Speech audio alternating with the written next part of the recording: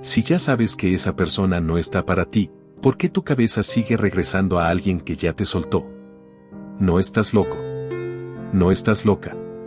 No eres débil por seguir pensando en tu ex por tantos meses, o incluso años después. Tal vez ya intentaste distraerte, salir con alguien más, enfocarte en el trabajo, en el gimnasio, en mejorarte, y aún así, cuando cae la noche, ahí está su recuerdo. Y lo peor no es extrañar. Lo peor es sentir que no tienes control sobre lo que piensas. Como si una parte de ti siguiera atada a algo que racionalmente sabes que terminó. Y aquí viene la parte incómoda, no sigues obsesionado por amor. Hay algo mucho más profundo ocurriendo. En este video vas a entender qué está pasando realmente en tu mente, qué patrones psicológicos te mantienen atrapado o atrapada, cómo funciona el apego después de una ruptura y, sobre todo, qué hacer de manera concreta para dejar de vivir en el pasado. Al final vas a entender por qué no se trata de esa persona, sino de algo que está dentro de ti. Esto es punto afectivo. No es amor, es abstinencia emocional. Voy a empezar fuerte, muchas veces no extrañas a tu ex, estás en abstinencia. Sí. Abstinencia. Cuando estabas con esa persona, tu cerebro liberaba dopamina, oxitocina, serotonina. Había validación, contacto físico, mensajes constantes, expectativa. Eso se vuelve un circuito químico. Y cuando se va, tu cerebro entra en crisis. Literalmente. ¿Te has dado cuenta de que revisas el celular como si fueras a encontrar algo nuevo? ¿O que idealizas momentos específicos pero olvidas las discusiones? Eso no es romanticismo. Es síndrome de retiro. Y aquí es donde la mayoría se equivoca. Creen que la intensidad del dolor prueba la profundidad del amor. No. Muchas veces prueba la profundidad de la dependencia. El cerebro odia los finales sin explicación. Si la ruptura fue confusa, ambigua o inesperada, tu mente no descansa. El cerebro necesita cerrar historias. Cuando no tiene respuestas claras, crea teorías. Y adivina que, la teoría favorita suele ser, si hubiera hecho algo diferente, seguiríamos juntos. Eso es una trampa mental. Tu mente prefiere culparse antes que aceptar que algo simplemente no funcionó. Porque si fue tu culpa, entonces puedes arreglarlo. Y si puedes arreglarlo, hay esperanza. ¿Ves lo peligroso de eso? La idealización selectiva. ¿Recuerdas los viajes? ¿Las risas? ¿Las conversaciones profundas? Claro que sí.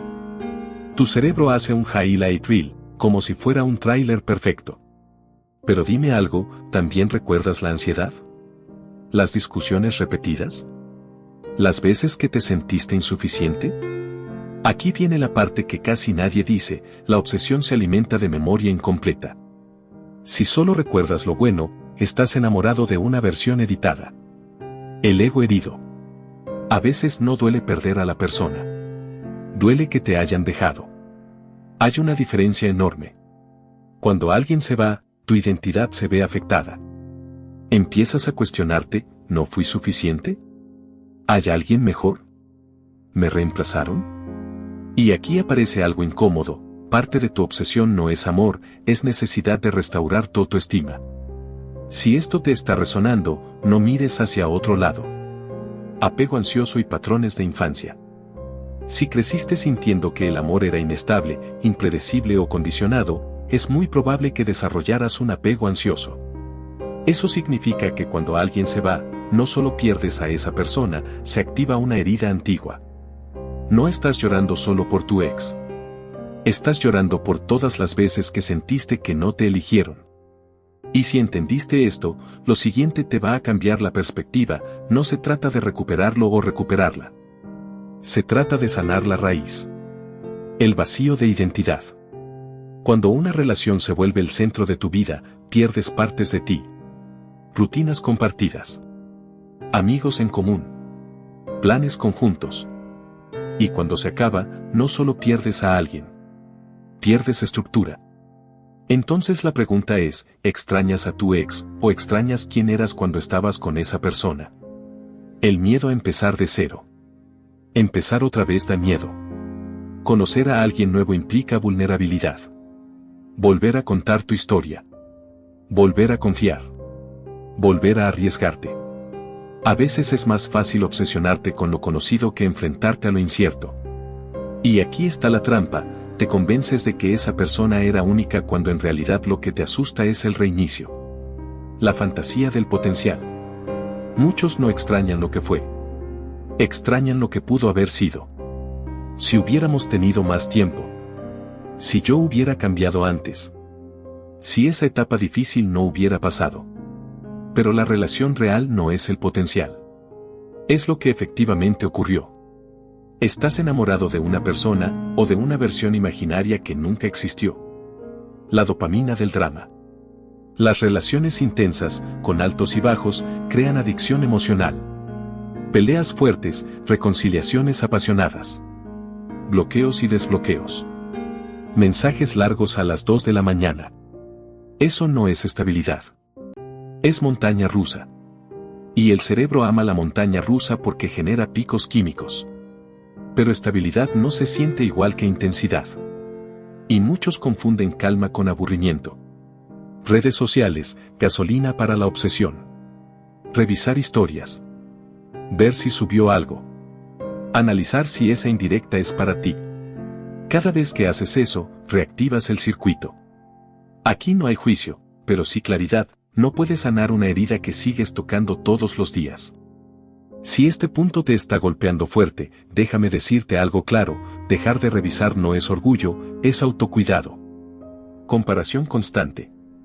Sales con alguien nuevo, y lo comparas. No era tan detallista. No conecto igual. No me hacía sentir como mi ex. Pero aquí viene el giro, no estás comparando personas. Estás comparando química inicial con realidad actual. Y eso siempre va a ser injusto. El miedo a que sí haya sido el amor de tu vida. Esta es profunda. ¿Y si ya pasó? ¿Y si esa era la persona y la arruiné? Ese pensamiento paraliza. Pero es una distorsión cognitiva. El amor de tu vida no es alguien con quien no funcionó. El amor de tu vida es alguien con quien puedes construir estabilidad y reciprocidad. Si no hubo reciprocidad constante, no era destino. Era lección. La narrativa que te cuentas. Tu mente necesita coherencia. Entonces crea una historia donde tú eres la víctima o el culpable absoluto. Pero la verdad casi siempre es más compleja. Cuando simplificas demasiado la narrativa, te quedas atrapado en ella. ¿Y si en lugar de preguntarte por qué me dejaron, te preguntas qué aprendí sobre mí? Si esta reflexión te hizo clic, regálale un like a este video. No por mí, sino para que más personas entiendan que la obsesión tiene explicación. El duelo no procesado. Muchos intentan saltarse el duelo. Se meten a otra relación rápido. Se llenan de trabajo. Se anestesian con distracciones. Pero el duelo ignorado no desaparece. Se transforma en obsesión. Llorar, escribir, hablarlo, no es debilidad. Es procesamiento. La falta de límites internos. ¿Te prometiste no escribirle y terminaste escribiendo? Eso no significa que no tengas fuerza. Significa que necesitas estructura. Bloquear, silenciar, eliminar fotos, no es inmadurez. Es crear distancia para que el cerebro se recalibre. Y aquí viene algo fuerte, si sigues teniendo acceso total, sigues alimentando la herida. Confundir intensidad con compatibilidad. Alguien puede hacerte sentir muchísimo, y no ser compatible contigo. La intensidad no mide estabilidad.